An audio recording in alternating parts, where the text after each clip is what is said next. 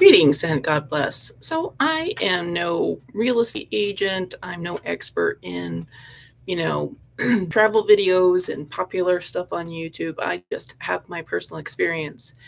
And like Denver, am familiar with downtown Denver and Aurora, and I'm from New York, so I've never learned how to drive, so taken the buses. And the city, in those respects, is kind of it's catastrophic. There's angry people on the bus and nobody to stop it. The bus driver just is driving they're in this little glass your pop plexiglass cubicle. So anything that goes on, the driver's like, you're on your own. So it's like Mad Max when you're taking the bus. And if you're on Colfax, it's like beyond Thunderdome there. And then you get to downtown Denver, the mall. So next to Union Station, it's generally pleasant. But then the construction begins, and they did the strangest kind of um, thing with their construction. There's like a 2 feet when you're on the east side on the 16th Street Mall. So you have two sidewalks, the east side sidewalk. So it's like 2 feet. And, before they cut off the other actual side of the street on 16th Street, people were riding their bikes, like multiple people on their bikes, multiple people on their scooters, going as fast as possible, people on their e-bikes on the sidewalk in this tiny little 2 feet space. And, and I'm sure Denver has cameras so that they can see that this is going on. And I've complained to the city. The city's like, well, we have these things that stop the scooters from running. That's that the scooters are running just fine on the sidewalks on the 16th Street Mall. I don't know what's going on with you, Denver, whoever's in charge.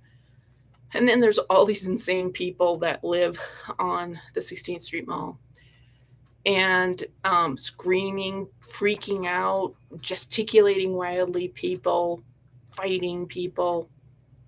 And there's people there's these rent-a-cop kind of people who, they're just strolling. I've never seen them do anything. I don't know. I've never seen them even call anybody when madness and chaos is going on here at the downtown Denver Mall. Like, this is where a lot of shops are. So I think I think the city of Denver is trying to kill downtown Denver, especially Denver. The city of Denver is trying to kill the 16th Street Mall area. I just saw somebody wrote that business has been down 300% since some point in 2023. So so it's like it's harrowing to walk on the 16th Street Mall, and because not only you're dealing with crazy people, you're dealing with scooters on the sidewalk, multiple people on multiple scooters, and then they're on their bicycles and they're going as fast as can be, even though it's a crowd. I don't know what I think these people are on drugs. And the thing is, speaking of drugs, so pot is popular, marijuana, this concentrated. This is no longer pot. These are no longer stoners. As a rule, anybody who's doing these concentrates are psychotics. These are not stoners. These are psychotics. Whether they're a functional psychotic who gets to work and uses it to keep them going to work until they have a mental breakdown and end up on the street. But that's what we get here in Denver, and the city is gleefully, happily, like, I think Denver thinks itself as like, the conservative, healthy side is like, maybe it's like a Texas of the Rocky Mountain area. And then it also thinks itself as a Sin City.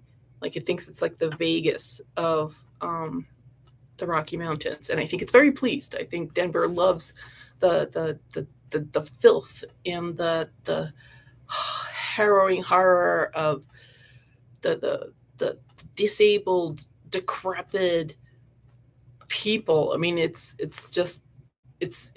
abuse. I feel like the city of Denver is abusive to its residents, to its tourists, with how it just allows all this horror to just be pushed into people's faces. I mean, families with their children bring them to the downtown mall, and I'm like, number one, hold your kid's hand. Don't let your kid run around, because any moment, some crazy maniac with mental, issues might be freaking out, twitching towards your kid, and not trying to. Or there's these crazy scooters that nobody's regulating. And not to mention people vaping to death, even though you're not supposed to be vaping on the mall. People are doing it. So contrast this. There was this like Denver Rocks or something like that. So today is the 3rd of June. So there's this street fair of different concerts, different musicians on these different stages. There were ample porta potties, many hand washing stations, all sorts of little golf cart things. Streets have been swept. I'm assuming because when there was a parade, not a parade, when there was the Mexican festival or some other kind of big thing near the Capitol, they had these street sweepers that were just like driving. The street sweepers weren't cleaning; they were just driving, making a show. So Denver has street sweepers that they never use. At least not using. They don't use it where it needs to be, which is the downtown 16th Street Mall. And then I saw all these police, not only just like typical city police, but there were police with fatigues, like army fatigues, and like seriously like military kind of police. And it wasn't just like one group. There was like multiple clusters. Where are these people during the rest of the year? Because the downtown 16th Street Mall is being abandoned. It's being neglected. It's being constricted. It's a nightmare. And the city of Denver seems to be doing this on purpose. So I'm thinking the city of Denver wants to destroy the 16th Street Mall area for some reason. They want to destroy it, probably get cheaper real estate or something like that. Because when I was at this Denver Rocks thing today, it was mostly modern construction. So they want to get rid of all these beautiful historic architecture. They probably want to knock it all down because they want to create brutalist architecture, ugly, ugly architecture that has no meaning. And I don't know, build a globalist playhouse for themselves or something like that. But Denver has the capacity. There are porta potties. There are hand washing stations. There are street sweepers, mechanized. Okay, nobody wants to do the street sweeping. Okay, have somebody drive the little sweepers down the alleys here on the sidewalks, at the 16th Street Mall. And then apparently there are police somewhere here in Denver that look capable. All these little boys. I mean, I don't mean little boys, but I mean these are young. They're not men. They're not men who have seen how to de-escalate a crisis. And there's like 20 crises a day at the downtown Denver 16th Street Mall. And tourists are just supposed to deal with it. Locals are just supposed to deal with it. It's so hostile. The city of Denver is so hostile to its people. The city of Denver is so hostile in its architecture. It just makes things so difficult for locals and tourists. But today I found that Denver knows how, when it wants to. And so at this mall, at this street fair that was happening today, so they had I don't know, 50 sponsors. Maybe it was less than 50, but so, hundreds of stores that are here, or hundreds of corporations that are here in Denver probably donated millions to BLM, for instance. So, and now we know BLM is what, $9 million in the red because they've overspent, and they've only spent 30% of the funds on actual fund, on the actual cause, and they spent the rest of the $70,000 on or 70 million on themselves. Okay, or you know what I'm talking about. 9 million in the red, so they've only spent 30%. So anyways, you guys do the math, but like 70% is just gone to them. Okay, gone to the grifters of that organization. And so all these corporations were like, oh, I'm going to virtue signal and, support these peaceful protesters that are setting fire to our downtowns and low-income areas, so that those people in the low-income areas no longer have a dollar store, or these people in the low-income area, their small business is now burnt down. And it was like a mafia hit. It seems to me that these places that were burnt down, like they were not in the club, so they were like, oh, take them down, or they were in the club, but like these democratic cities are like, oh, we'll just let the peaceful protesters burn down our cities, and then we will apply for government funding to rebuild these burnt down peaceful protested areas, and we'll rebuild them to our 15-minute city, ideal. That's what's going on.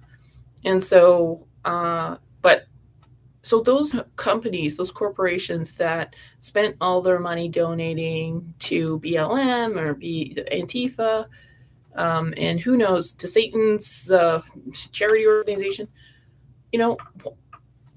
why not just do, like, you guys prove yourself capable? Like, and the thing is, at these street fairs, everybody's like inebriated.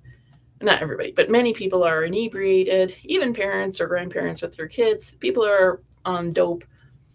So don't tell, so there's it's classism, because if you're on dope and a drunk, but you're wealthy, everything's fine.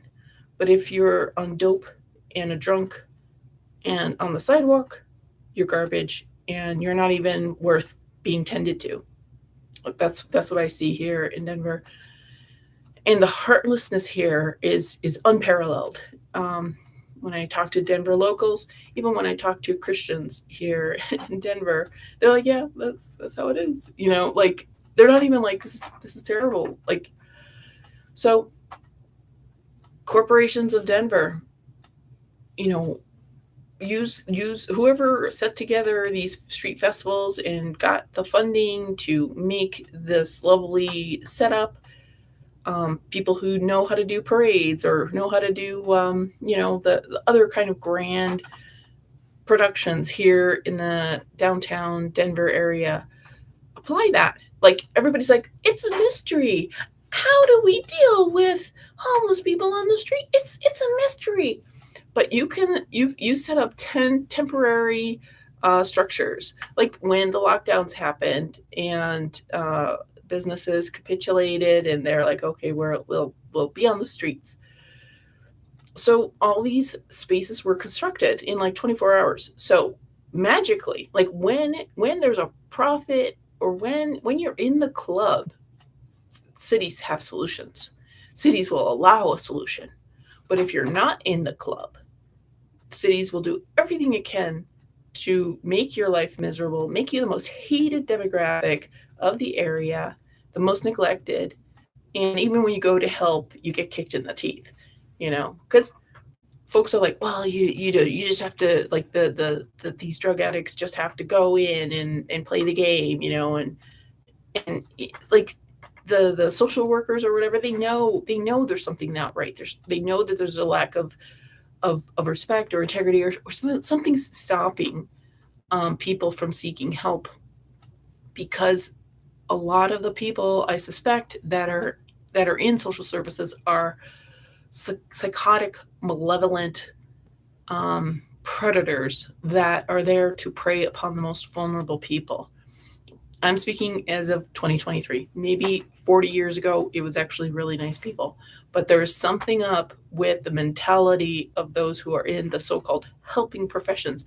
Oftentimes, the people who are in the helping professions are profiting, and they like the credibility it gives them. But there's some of the most despicable people you would not want to be in their clutches yourself. But people are so oblivious and so caught up in their social climbing, and they don't want to be bothered to see, what how flawed the system is, and how inadequate it is, and how heartless and inhumane it is. So if anybody wanted a solution, we know there are ways to build temporary shelters that the city allows, because it does this with all sorts of events. And the city knows how to clean its streets when it wants to, when it's a classy, when it's like, going to give them prestige. But no city wants to be proud of solving its homeless problem. And I think that that's another deliberate kind of warfare that cities have against its locals, against our country. It's a type of traitor behavior, because I think cities, like, there's something, whoever's in charge, the Freemasons want this pestilential canker sore to be just shoved in people's faces, because it's psychological abuse. How the city of Denver cultivates this pathos. There's pathos every 5 feet here at the downtown Denver 16th Street Mall. It's like, forget about Charles Dickens. Just come to Denver, go to the 16th Street Mall, and you'll get your Charles Dickens story told to you every day. So yeah, shame on you, Denver. Shame on you, city of Denver. Shame on whoever's in charge. You can clean your streets up. You can take care of your people. There are solutions. There may be some creative, innovative solutions. And if you need to apply for some sort of, like, everybody's like, oh well, like, I saw this one video. I think it was in Oregon. They had this 1/4 acre that they had tents on pallets, and it was $60,000 a month for there to be a tent on that pallet. So so this is like I think the Iran Contra scandal, where is like a toilet was a toilet seat cost $1,000 or something like that. Because why? How is that possible? That camping on a pallet, on a wooden pallet, on a 1/4 acre of city property, that would be $60,000 a month. That's like, even New York rentals are not that crazy expensive. So there's some major corruption going on. Nobody's like, oh well, $60,000 a month for somebody to live in a tent on the ground, on a pallet, on the ground, in Oregon or San Francisco. Yeah, that makes sense. I mean, so that tent, what's 9 feet by 10 feet, maybe. So $60,000 a month for that. So there's some serious corruption, and the fact that nothing is being addressed, and homelessness is crazy everywhere, in every city, every major city. Like, somebody's profiting, of course, but the powers that be want this to happen. And maybe there's people who don't want it to happen, but they're being blackmailed or something like that. And honestly, if you're somebody who's influential, and if you're blackmailed, if you telling the truth will then cause your reputation to be destroyed, your whole family hates you, they're going to kill you, they're going to kill your family. But maybe your city will finally take care of the situation, like, because the truth comes out. But then again, we fight not flesh and blood, but principalities. So I don't know. I'm not exactly sure what to do about that kind of situation when somebody's being blackmailed and they know the truth or something like that. But it is not a mystery of what to do for homeless people. And giving them crack pipes and having social media validating. I mean, I saw in New York City this picture, like, it's okay if you shoot drugs or smoke fentanyl, like as long as you're going to school or something like that. Absolute insane marketing, because they're saying, yeah, go do your drugs and be a zombie, because it's a growth industry. That's the thing. addiction treatment, homeless, and the thing is, addictions, homeless stuff, like that those industries are growth industry, even though people are not using it or not successful with it. And there's also these kind of investments that are made, speculating how outcomes of certain demographics and people. I don't really understand. It's called impact investing. So people are gambling that people will fail. Weak people will. I mean, I don't want to say weak people, but people who are unsupported are going to, become addicts or something like that, or homeless or something. And somehow, this type of investing, people make money off of off of um, like betting on people becoming like homeless or disabled or whatever. So anyway, it's such evil times, but I have seen that it is possible for Denver to be a lovely city, and it's clear that whoever's in charge of the city of Denver wants to kill the Denver 16th Street Mall area, and maybe they want to destroy the pedestrian friendliness of it. Maybe they just want to make it another highway kind of a deal. Maybe they only want the historic area to just be by Union Station. Um, like the 16th Street Mall is lovely. Like if there weren't psychotic people every 5 feet ready to have a fight. It was like yesterday, I think it was. I went, was getting, taking care of my cell phone, getting some minutes. So I was adding minutes, and so this one guy was yelling in the Walgreens, and then he's yelling as he's walking down the street. He's clearly having some mental issues, and he's not a homeless person. He had a bunch of prescriptions and prescription notes in his hands, and I don't know, something maybe wasn't right with his prescription. So he's ranting and ranting and yelling and just out of his mind. And so then he comes, he's face to face with this guy who's just exiting. I don't know if it was a hotel or something, and they got into a little altercation. So I needed to get some sun. I needed to walk. I needed to also rest a little bit. So I went just a block or so away and had some club soda that I got at Walgreens. And then these two young guys were just about to have a fight as well. And they looked like they were homeless or, psychotic drug addicts. And it was just like not within like 10 minutes of each other. And it was a beautiful day. It was a lovely day. But this is Denver, like, or at least this is the 16th Street Mall. Now, I don't think it should be like a military run kind of a thing or whatever, but like there needs to be somebody who like they had a big at the street fair today. They had this police event or police. It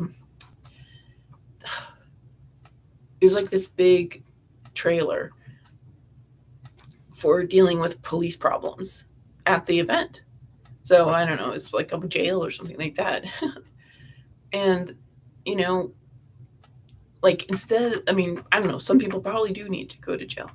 Something that's so weird about downtown Denver is how men don't keep their pants on their butt. Like, so all the young cool hipster thugs have their pants around their knees, and so you see their whole underwear layout. Oh, he's wearing green underwear and whatever, blue boxers or whatever,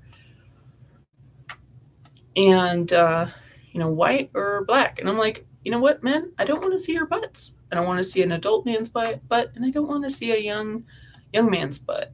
I'm sorry.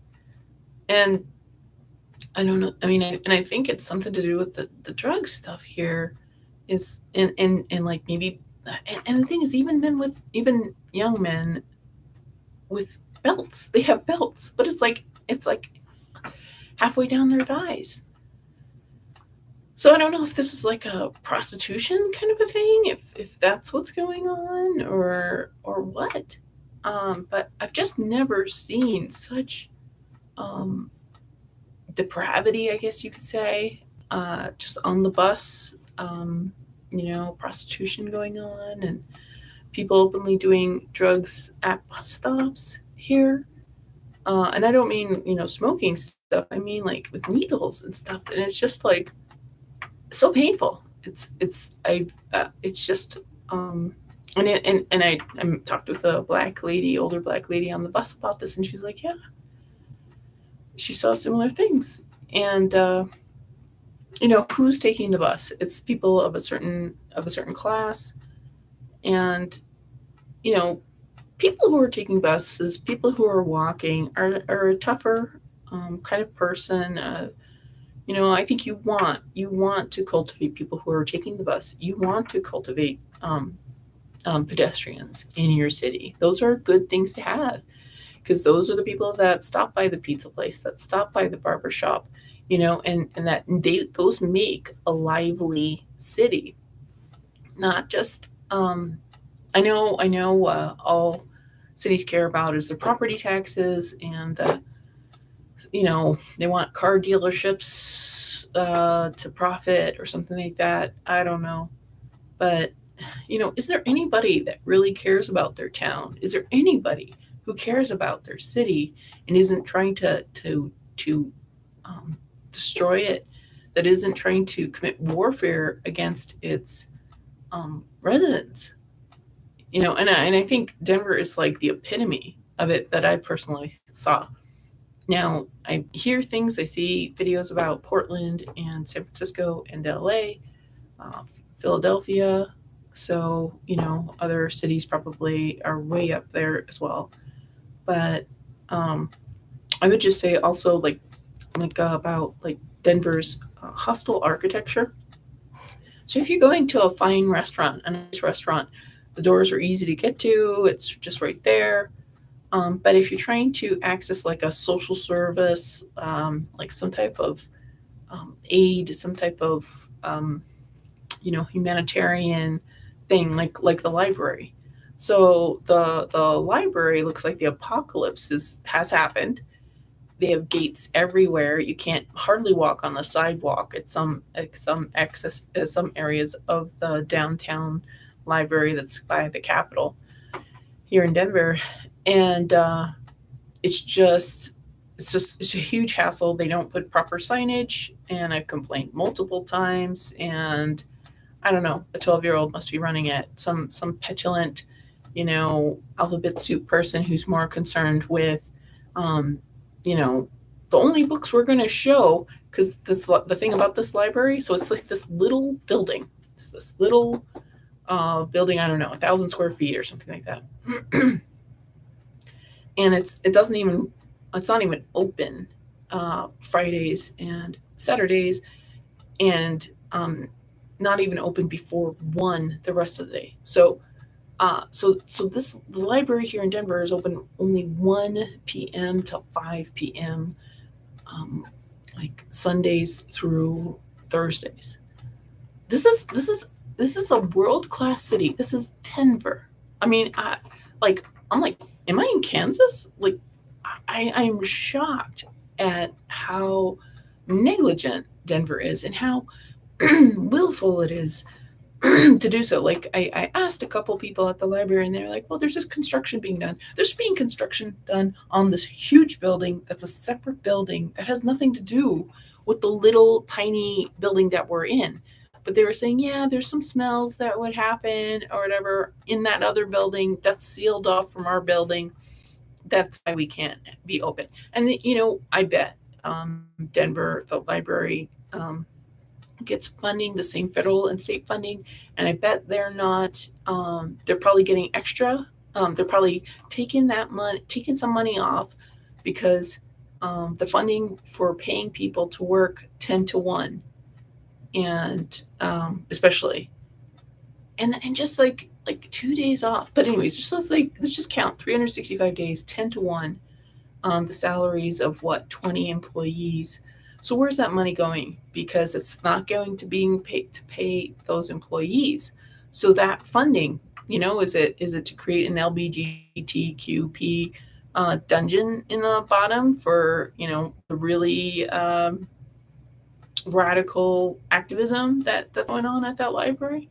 They got these rainbow lanyards and all the books. So let's get back to the books. So they have, like, I don't know, maybe 100 books, maybe 200 books in that cubicle that they're calling the Denver Central Library, and you have to put a request in so that a couple days later they'll get it taken from the shelf that's in the real building.